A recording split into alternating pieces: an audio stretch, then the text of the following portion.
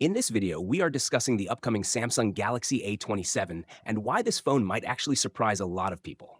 Because honestly, Samsung is slowly turning its mid-range phones into something much more premium. Now, if you've been following the A series, you already know these phones are all about balance. Good price, decent performance, and reliable experience. But this time, things might be a little different. So first, let's talk about the launch. According to leaks, the Galaxy A27 is expected to launch around March or April 2026, which is pretty standard for Samsung, nothing unusual here. Now here's where it gets interesting. The Galaxy A27 is rumored to feature a 6.7-inch Super AMOLED display with a 120Hz refresh rate. And that right there is a big deal for a mid-range phone.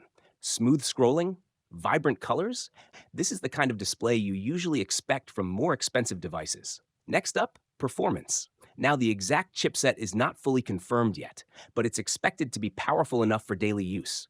Social media, multitasking, even some gaming, everything should run smoothly without major issues.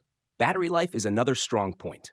Leaks suggest a 5,000 milliamp hour battery, which basically means you can go through your entire day without constantly looking for a charger. Now let's talk about the camera. The phone is expected to come with a 50 megapixel main sensor, so in good lighting, you can expect sharp, detailed photos. And while the extra lenses might not be groundbreaking, they still add flexibility for everyday shots. So when you look at everything together, big display, smooth refresh rate, solid battery, this phone is clearly aiming to deliver a complete experience. But here's the real question. Is this enough for you to upgrade? Or are you waiting for something better? Let me know in the comments, and don't forget to subscribe for more Samsung updates.